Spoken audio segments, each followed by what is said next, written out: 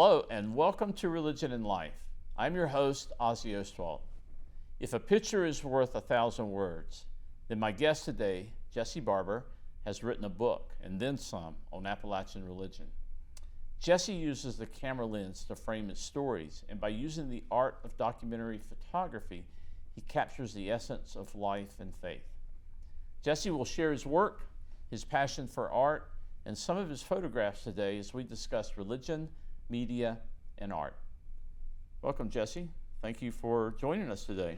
Thank you, Ozzie, for having me. Yeah, I'd like to give you a few minutes just to introduce yourself. You're one of our MA students in Appalachian Studies, and you're also an undergraduate here, and you've done a lot of work for us. So just tell us about yourself, your work, how you got into photography.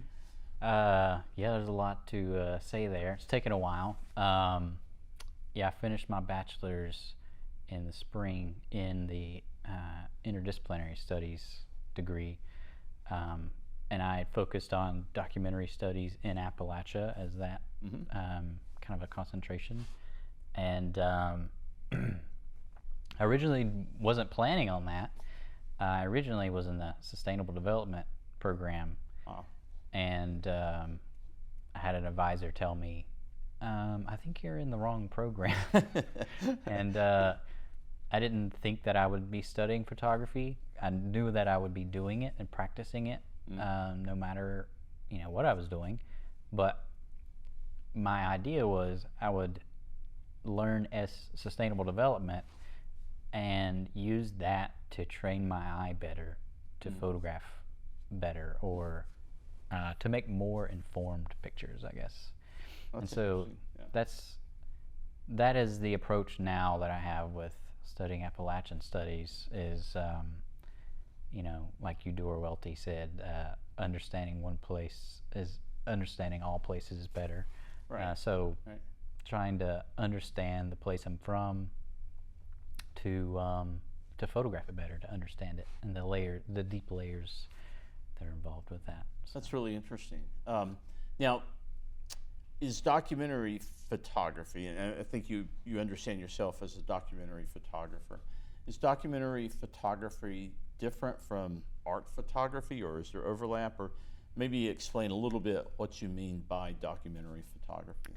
Yeah, the person that I know that explained it the best, the way he said it was, you have photojournalism over here, and on the other side of the line you have art photography.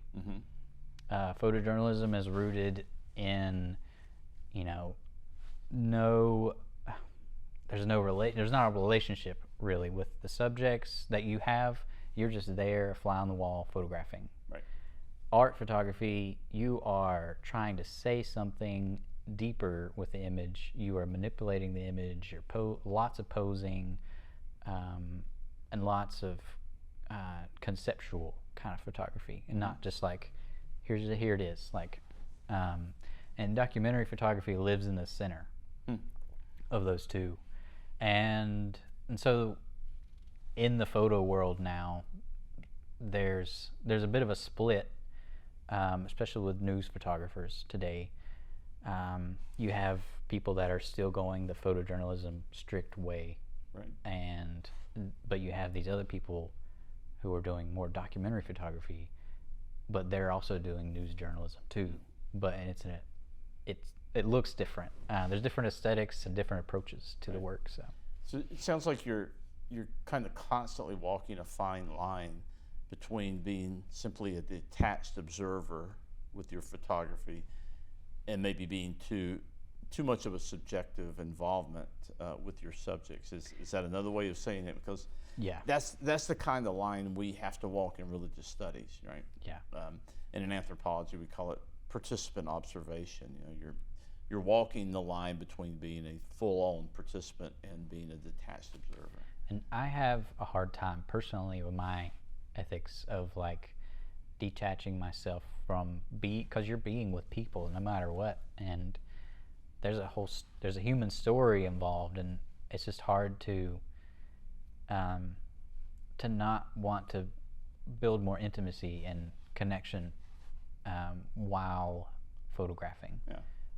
Yeah, I read in one place where I think you describe photography as something that promotes listening, empathy, and compassion. So that's getting at what you just said. I think that photography involves telling a story. So you're in relation to your subjects in a sense. Yeah, and most of the time, like most of the photos that I make, or the photo when I feel most inspired to make photos, is when I have a connection with a person, a conversation, and I don't know. That's when I'm most inspired to document a person or a story, is when I get connected and like listen to their story. Yeah, and you've done a lot of documentation of your family, and I want to come back to that in a little bit, but I want to follow up on that a little bit. When you're telling someone's story with the camera lens, you're literally kind of framing a moment, right? And I'm wondering how you do that and still allow the subject to be represented in the way that is honest and right. Do you know what I'm saying? Because you have a lot of power as the photographer to frame the subject in ways that might tell a story different from what they're projecting. I'm not sure if I am expressing my question well, but how do you maintain that fine line, and how do you frame the story and still try to stay true to the subject's own story? I think the most important part is start by listening first. Yeah. And listening for details, and then asking questions further to get that full story of the person's life. And so, and then you photograph. Right. You use those details to photograph to best represent this person or this moment, or their story. So you're talking about building a relationship, really, at some level. Yeah. So you're establishing trust, right, at some level. I'm guessing that your subjects, if they're people, would need to feel that they can trust you, right? Before they allow you to take their pictures and publish them or whatever. So yeah, I have a hard time with kind of like paparazzi style, like just like showing up, not saying any words, and just like photographing a person, because I don't know, I guess from where I'm from and my own worldview that of the people I'm from is, you don't do that. You don't get in someone's space like that. So a photographer and visual artist are working in a different medium than I'm used to. I'm a writer of sorts, and I work with writers, so I'm understanding the way they're telling stories and crafting characters and whatnot. What do you see to be the power of image in this process? Does image tell a story differently? Is it more powerful, you think, or is it complementary to the written word? More open to interpretation, perhaps? Yeah, I feel like that's the fine line balance that I'm working with, is like telling the story, but also leaving it open for like someone else's interpretation. Right. Like as a photographer, I can change my angle. I can frame the photo different, but at the end of the day, I can't truly represent that person. Mm. And then you have the person viewing that person, and I can't control that either. So it's like, but yeah, like I just feel like with so many of my photos, I'm like trying to say something and I just can't put it to words, but the photograph for me is just like, this says it all, and I wish I could say what I'm trying to say here, and I try to, but it gets convoluted, I feel like, and it's just hard to explain in all the layers that are going on. Well, it's at least 3 layers, right? If the visual image communicates meaning in some way, and I think that's what you're after, right? there's at least three layers. There's you, the photographer, the artist, and what you're seeing through the lens. And I was really interested in what you said earlier, that the process of photography actually trains your eye and has some effect on you. I never thought of it that way before. But you, the image producer, the subject might have some take on meaning and what's going on, and then the observer, when someone looks at your photographs and appreciates them. So there's 3 layers right there, and meaning is being made and communicated in at least 3 different ways. And so it's a complex process, I can see. Yeah. So you tend to focus on, or at least the work that I've seen of yours tends to focus on some traditional values, maybe Appalachian values, I'm not sure, but things like family and religion, and I think in one project you have labor and the way labor has changed in Appalachia. What draws you to these kinds of traditional values, in particular for this show, religion? Why is it that you feel drawn to photographing and documenting religion and religious topics? Well, I would say it's because, these were factors of life that I personally were thinking about or processing in my own life. And it's like, kind of like what I said before, it's like I'm photographing my family, but really I'm photographing myself in this process. Like I'm in the images in the process of making it. I guess that's the 4th layer, There you go. That's right. Yeah, if you're reflecting the lens back on yourself, that is the 4th layer. So, yeah, I feel like a lot of these images that were being made specifically with the May the Lord Bless You and Keep You in Good Health project that I've been working on for 7 years. That was photographed at a time when I was going through a change of questioning my relationship with what does it mean to work or to go to school, and what is my Christian religion upbringing, how do I feel about that, and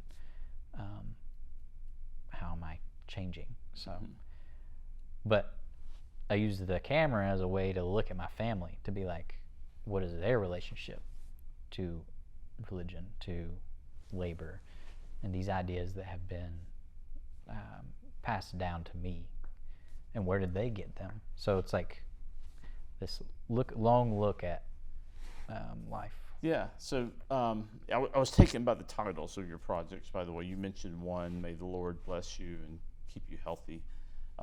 That's often, I guess it's from the Bible. And it came from my dad. I had posted a picture.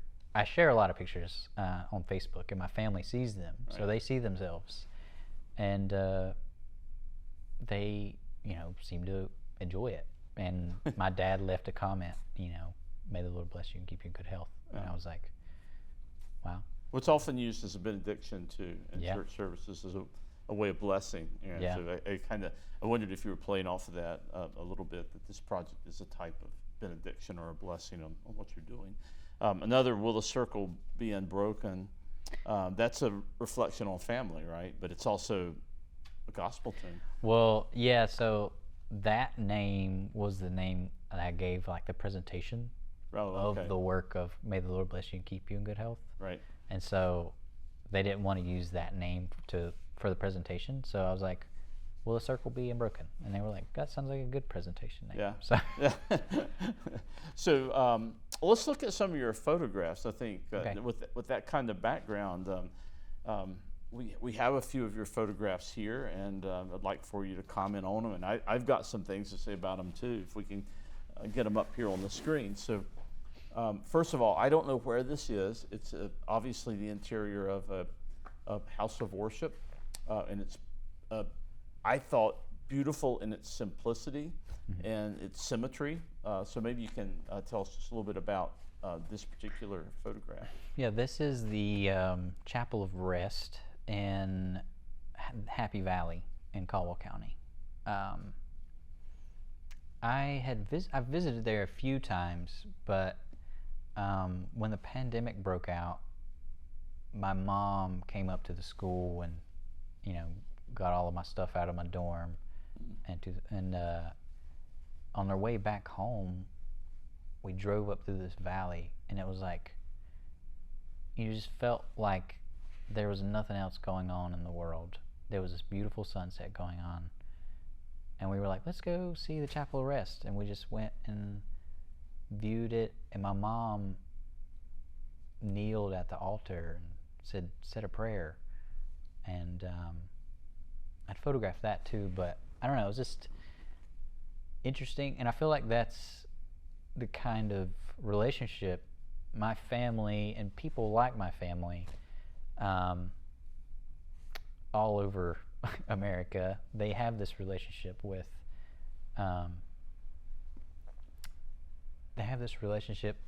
their religion, and it's like an insular, and it feels protective from whatever's going on in the outside world.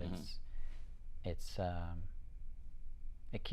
gives them comfort and keeps them, happy. And yeah, it's telling that you stopped here coming home. Well, I guess just when university shut down, and there was a lot of fear among people, and a lot of unknown outcomes with this pandemic. And here, this picture communicates that kind of feeling of peace, I think, that you have.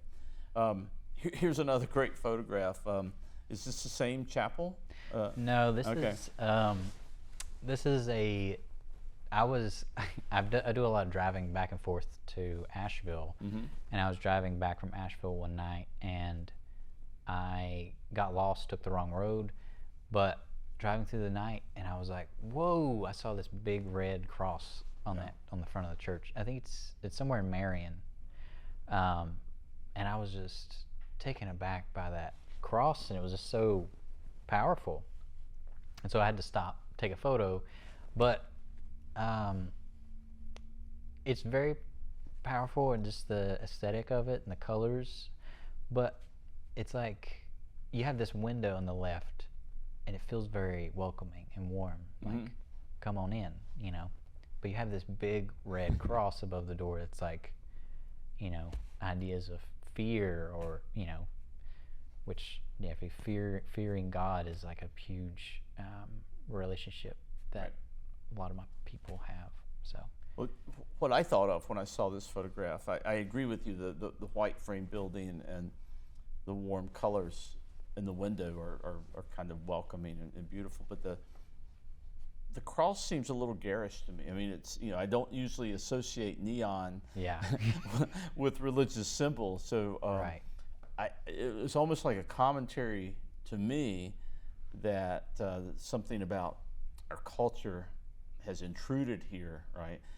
And it kind of breaks up that kind of peaceful, tranquil feeling. Because usually it's just, you usually see a nondescript white little building, and that's like, oh, that's a church. It's like, that's common, but this big red cross. But it certainly is eye-catching, and I guess it drew you in, right? So maybe that's the point of it.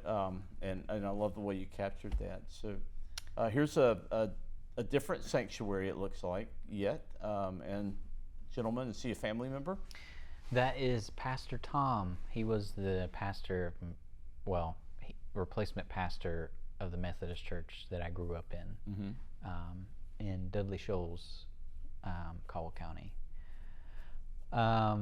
So very formative years spent in this church. A lot of youth group, a lot of church camp going, and with the Methodist Church, they swap out preachers every once in a while. And we had kept this preacher for a long time. Everyone loved him, and then he was like, "I've been called to another church," and the church went through this process of getting a new pastor, and then the church going through politics of, we don't like this one, let's get another one. And the one before him had a certain theology that the church people did not take a liking to. And it was at that time I kind of started distancing myself from going to church every Sunday and questioning these ideas of, like, I've been going here all my life, and I haven't questioned it. Like, what am I doing? What's going on? Right. So at that time, I was like, let's go try a more modern, because I've always grown up in this kind of church. I've never been to like a modern, contemporary, I guess, church. So I went to one in Hickory, and started questioning more theology there. So it was like this process of growing, I guess, and understanding my own relationship. You're right. You are using photography to kind of document your own journey as well as these other things you're looking at. Let's see what else we have here. It's a lovely. The coming of God is real. Are you ready? Religious signs fascinate me. Some of them are outside churches. This one's out. Looks like in the middle of a cow pasture. Near Marion. Near Marion. Okay, so on the way from Asheville. Okay. It's interesting, right? I mean, somebody went to a lot of trouble, right? It's just, I don't know if this is something a church put up or an individual. But. This is at someone's house. Oh. And when I drive by it now, the sign is no longer standing up. It's leaning against the house, kind of off the side. Mm-hmm. I don't know if it's either, got blown over by the wind, or they were like, maybe this is too much, and But I was just driving back one day, and I was like, whoa, one of those whoa moments that kind of caught me off guard, and just had to photograph it. You must have your camera with you always. I try to, and I kick myself when I don't. Yeah, I bet.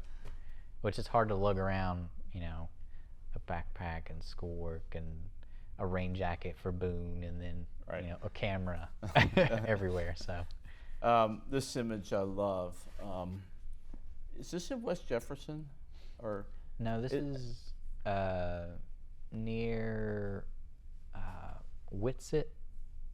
Kind of on the way to Winston-Salem. Okay. I think I recognize that name. You must stay on the back roads when you travel, right? I mean, you're not an interstate guy, it sounds like, but this literally was. I was just driving, and sometimes it's like the sun is setting. I bet it'd be beautiful, off of this interstate. So I'll just take a random road and start driving. And is this a Catholic chapel? No. I think it's like an independent Baptist. Do you know anything about this statue? I don't. Just caught your eye? Yeah. Do you know, is there something that you... No, I thought it was eye-catching. And a lot of times in Protestant churches, you don't see statuary at all. So I wondered if for that reason, if it might be a Catholic chapel. But the thing that kind of caught my eye, too, I mean, it's beautiful, tranquil setting, and the postal trucks in the background. I don't know what's going on there, but it must be beside a post office or something. Yeah, there's a lot of layers, and there's a lot of like lines running into each other, and it creates sort of like a tension in the image. So do you think about that sort of composition when you're taking photographs? Yeah, like I made a lot of photographs of this because I wasn't sure, like, I was like, did a 360 around it because I wasn't sure about the angle I wanted and what angle told it the best, I guess. Yeah. I don't know, but I bet this is in a family member's home. This is my grandpa's house in Rutherfordton. And this picture, this picture of Jesus, are you familiar with it? I am, yeah. I recognize it. I don't know the artist. It's always the Mormon Church or the Latter-day Saints. Oh, okay. Always. Yes, yeah. So my dad and grandpa are Mormon. Okay. And this picture of Jesus is everywhere with their, their church and everything. So this is in their kitchen in their house. It's a prominent place in the house. I read something by Deborah McCauley one time who said that the most kind of ubiquitous painting in Appalachia, in religious painting in Appalachia, is Da Vinci's Last Supper. Do you encounter that in any of your photography inside church buildings or homes? I haven't really. It's either that picture of Jesus or the classic It's the man and the lady praying at the table. There's like one painting of each. Right. I think it's like a home interiors thing or something, but like that's the only like classic like church imagery I've seen in houses. That's beautiful. I like the setting there. So is your family members as well? Yeah, so this is in the same house. My dad and my grandpa taking communion during the pandemic, because Mormons take communion every Sunday, water and bread. Water and bread. Yes. Not wine and bread. Yeah, they are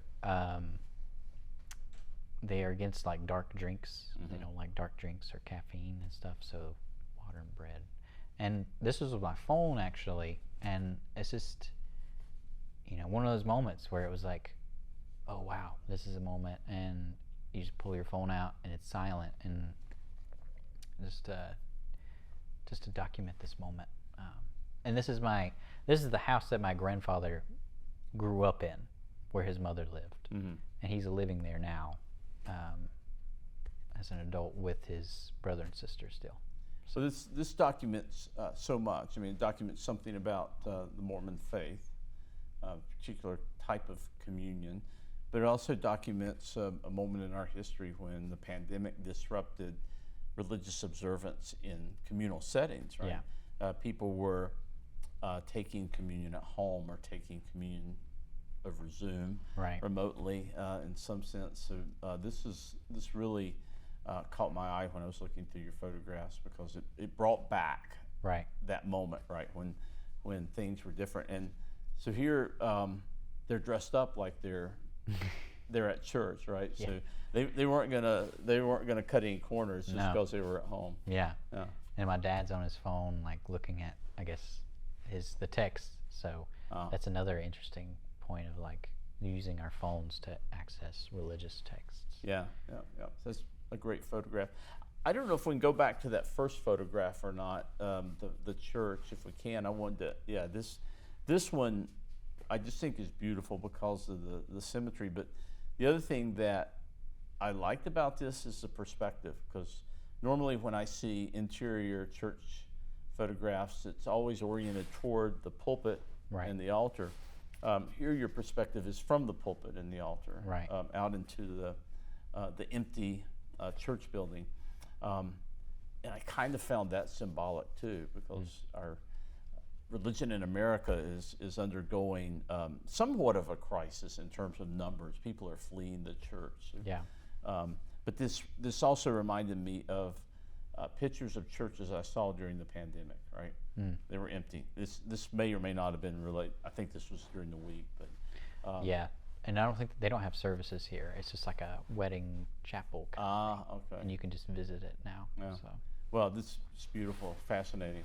Yeah. I'm fascinated by your work. Thank you for sharing these photos with us. Thank you. So, do you think that is there something about religion that makes a good subject for art in general and for photography in particular? I think for me, religion allows for this space of the unknown, the unseen, and so in all of my images and in my daily life, I like to try to think about or point to those divine things that are in our lives that aren't as easily seen, or I like that. I mean, it's interesting to hear you seems like your purpose is to document the scene, the visual, but you talk about documenting the unseen through that, and that's really kind of complex idea. And that builds into that like connection I was talking about earlier, of like having a connection with someone and photographing them, wanting to photograph them and document that person or make a portrait. It's this unseen, trying to capture this unseen feeling or moment, into like a frame. Sorry, I should clap my hands. Oh, that's so. Just in the few seconds we have left, what's next for you? Do you have a project in mind?